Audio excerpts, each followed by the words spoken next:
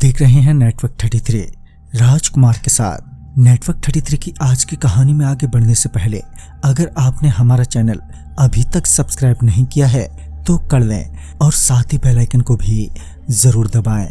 दोस्तों, अगर आपके पास भी ऐसी ही कोई कहानियां हैं तो हमारे साथ जरूर शेयर करें हमारे इंस्टाग्राम आईडी पर। इंस्टाग्राम आईडी है network_33, जिसका लिंक नीचे डिस्क्रिप्शन बॉक्स में दिया गया है। ऐसे ही और वीडियोस के लिए देखें इन डार्क। तो चलिए बढ़ते हैं आज की कहानी की ओर। दोस्तों, उस रात मैं बहुत ही परेशान था because my wife was in hospital, वो भी क्रिटिकल कंडीशन में। मैं तुरंत ही हॉस्पिटल के लिए निकला। गाड़ी की रफ्तार बहुत ही तेज थी। मैं बस जल्द से जल्द हॉस्पिटल पहुंचना चाहता था। रात होने के कारण ट्रैफिक ना होने के बराबर थे और ट्रैफिक ना पाकर मैंने गाड़ी की रफ्तार और भी बढ़ा दी थी। तभी रास्ते में मुझे गाड़ी की स्पीड कम करनी पड़ी क्योंकि सड़क की एक गाड़ी खड़ी थी जिसे देखकर लग रहा था कि कोई एक्सीडेंट हुआ हो। मगर जब मैंने पास जाकर देखा तो वहां पर कोई भी नहीं था। मैं गाड़ी बिना रोके ही वहां से आगे निकल गया। कुछ दूर जाते ही मुझे एक और गाड़ी सड़क के किनारे खड़ी नजर आई। मैंने इस बार गाड़ी रोकी और बाहर निकलकर देखा, मगर पहली गाड़ी की तरह यहाँ भी सिर्फ गाड़ी ही खड़ी थी और कोई नहीं था। मैंने आवाज भी दी ये सोचकर कि कोई आसपास होगा, मगर आसपास तो कोई भी नहीं था। मैं फिर गाड़ी में बैठा और वहां से चल दिया।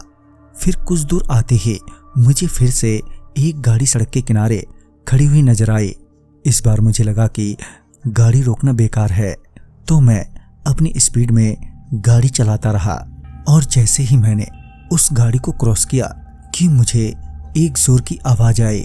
जब मैंने पीछे पलट कर देखा तो पाया कि एक बच्ची उस गाड़ी के पास खड़ी है जो मुझे रुकने के लिए इशारा कर रही है। मैंने तुरंत ही अपनी गाड़ी रोकी और उस बच्ची के पास पहुंचा। वो बेचारी बहुत ही जख्मी थी।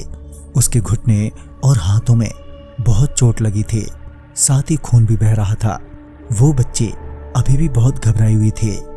मैंने जब उससे पूछा कि ये सब कैसे हुआ तो उस बच्ची ने मेरे पीछे इशारा करते हुए कहा, मैंने कुछ नहीं किया, सच्ची ये सब उसने किया है, वही मुझसे करवाती है। मुझे लगा कि शायद वो बहुत डरी हुई है, जिस वजह से उसे खुद को नहीं पता कि वो बोल क्या रही है। मैंने आसपास देखा तो वहां उस बच्ची के अलावा कोई और नहीं था। मेरे पूछने पर कि आपके साथ गाड़ी में कौन कौन थे, तो वो बच्चे मेरे सवालों का कोई जवाब नहीं दे पा रहे थे। जब मुझे लगा कि वहां कोई और नहीं है तो मैंने उस बच्ची को अपने साथ आने को कहा ताकि मैं उसे पुलिस स्टेशन छोड़ दूं। फिर पुलिस वाले उसे उसके घर तक छोड़ देंगे। गाड़ी में बैठने के बाद वो लड़की अभी भी बहुत ही डरी हुई थी और बार बार यही कह रही थी कि मैंने कुछ नहीं किया है।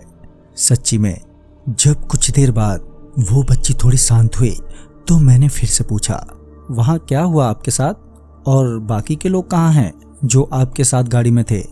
इस पर वो बच्चे रोते हुए बोले, वो सारे तो मर गए मगर मैंने नहीं मारा उन्हें, ये जो पीछे बैठी है ना वही मारती है लोगों को। उसके कहने पर जब मैंने पीछे वाली सीट पर देखा तो सच में एक औरत पीछे बैठी थी। उसका चेहरा पूरा बालों से ढका हुआ था और उसके हाथ पूरे सफेद थे। उसके हाथों की पैनी नुकीली उंगलियों में खून लगा था। उसे देखते ही डर के मारे मेरा बैलेंस बिगड़ गया और मेरी गाड़ी सड़क के डिवाइडर से टकराकर एकदम से पलट गई, जिस वजह से मुझे बहुत गहरी चोट आई। मगर मैं अभी भी होश में ही था। मैं किसी तरह से कार से बाहर निकलने की कोशिश कर रहा था कि मेरी नज़र उसी बच्ची पर पड़ी जो गाड़ी के बाहर बैठी हुई रो रही थी और बोल रही थी, मैंने कुछ नहीं किया। सच्ची में अब तक मेरा काफी ज्यादा खून भी बह चुका था और मुझे अब बेहोशी होने लगी थी। मेरी आंख बेहोशी के कारण बंद ही हो रही थी कि मुझे ऐसा लगा कि कोई मुझे गाड़ी से बाहर खींच रहा है। मैंने जब अपने पाँव की तरफ देखा तो पाया कि वही औरत मेरा पाँव पकड़कर बाहर खींच रही थी। इतने में मेरी आंख भी बंद हो गई। जब मुझे होश आया तो मैं किसी सरदार जी के घर में लेटा हुआ था।